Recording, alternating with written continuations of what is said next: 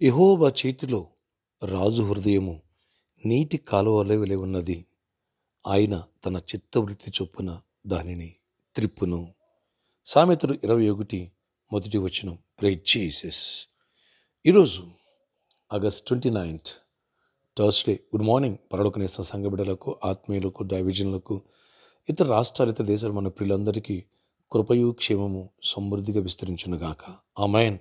Friends, వచ్చే ఆదివారం ప్రభురాత్రి భోజనం, ప్రభు బలను సమీపించి ఆ మహా అవకాశాన్ని మనం సద్వినియోగపరచుకోవాలంటే ముందు నుంచి రక్షణ పొందిన ప్రతి ఒక్క బిడ్డ సిద్ధపడాలి. ఇక్కడ దేవుని యొక్క వాక్యం సెలవిస్తుంది, దేవుని చేతిలో మన హృదయాలు ఎలా ఉండాలటండి? నీటి కాలువలే ఉండాలట. ఆయన ఏ రీతిగా ఆయనకు అనుకూలంగా తిప్పుకుంటాడో అలా తిప్పబడాలట. అంతే తప్ప నేను నా ఇష్టం, నేను అనుకున్నది చేస్తా, నా ఇష్టానుసారంగా అడుగులు వేస్తా, అది కాదు.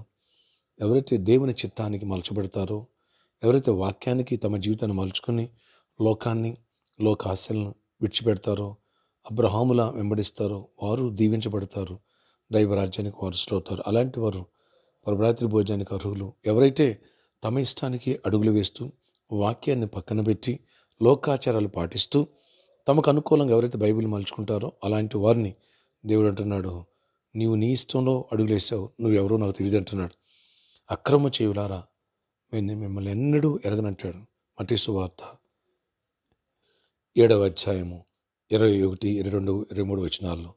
ఫ్రెండ్స్, అందుకనే దైవ చిత్తానికి ఎవరైతే అప్పగించుకుంటారో, అంటే నీ హృదయంలో ఖాళీ పేజీల మీద సంతకం పెట్టి ప్రభు ముందు పెట్టి, అయ్యా మీ వాక్యానుసారంగా అడుగులు వేస్తా, మీకు అయిష్టమని తీసేస్తా, ఏది మీ చిత్తమో, ఏది మీ ప్రణాళిక, ఏది మీ సంకల్పమో దాని మేరకు నేను అడుగులు వేస్తానని ఎవరైతే అప్పగించుకుంటారో వారిని దేవుడు తన ఇష్టానుసారంగా మలుచుకుంటారు.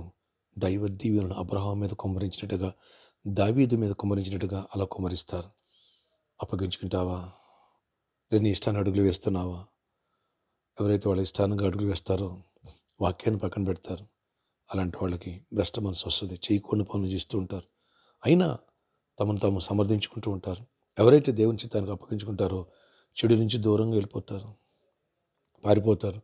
అంతేకాదు, దేవుని ఇష్టం కోసం నెరవేర్చడం కోసం వాళ్ళకున్న ఏ ఆటంకాలున్నా, ఏ ఫ్రెండ్స్, ఏ వ్యసనాలు, ఏ ఫంక్షన్ అయినా పక్కన పెట్టేసి దేవుని చిత్తాన్ని చేయడానికి అడుగులు వేస్తారు. ఆ మేరకు మన హృదయం, రాజు హృదయం యెహోవా చేతులు నీటి కాలువలే తన చిత్త చొప్పున ఆయన తిప్పునన్నట్టుగా తిప్పబడదామా? అప్పగించుకుందామా? ఎస్తేరు ఈ రీతిగా అప్పగించుదో అలా అప్పగించుకుందాం. ప్రార్థన. ఆశ్చర్యకరుడా, ఈరోజు ఎవరైతే ఈ ప్రార్థన ఏకీపిస్తున్నారో, అవునైనా యెహోవా చేతిలో రాజు హృదయం నీటి కాలువలే ఉన్నది, ఆయన తన చిత్తవృత్తి చొప్పున దాన్ని తిప్పునన్నారు. అలా మమ్మల్ని మీరు మలుచుకోండి అయ్యా. ప్రతి ఒక్క బిడ్డ అప్పగించుకుని కృపనివ్వండి, వాక్యానుసారంగా జీవించే కృపనివ్వండి, చీకటి తొలగించండి, అపవాదికి లయపరచండి. వచ్చే ఆదివారం ప్రభురాత్రి భోజనం మమ్మల్ని సిద్ధపరచండి. ఏ ఆటంకాలు, వ్యతిరేకతలు ఎవరూ పనిచేయనివ్వదు. ప్రతి ఒక్కరు అవసరాలు తీర్చండి. ఎవరు వ్యాధిగ్రస్తులు వారిని స్వస్థపరచండి. సీజనల్ ఫీవర్స్ ఇలాంటి వాటిని విడిపించండి. నీ కృప తోడగించి గొప్ప జయాన్నివ్వండి అయ్యా. మెరాకిల్స్ చేయండి, జాబ్స్ ఇవ్వండి, హైక్స్ ఇవ్వండి.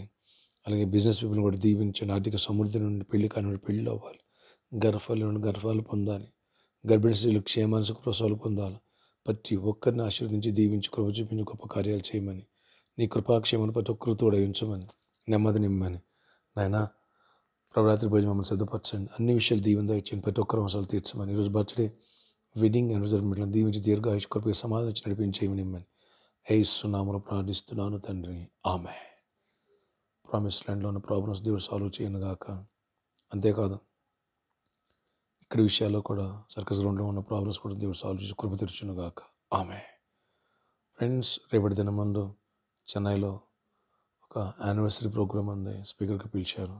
దానికోసం మీ అందరి వ్యక్తిగత ప్రార్థనలో జ్ఞాపకం చేసుకోనండి. May God bless you all. Have a nice day.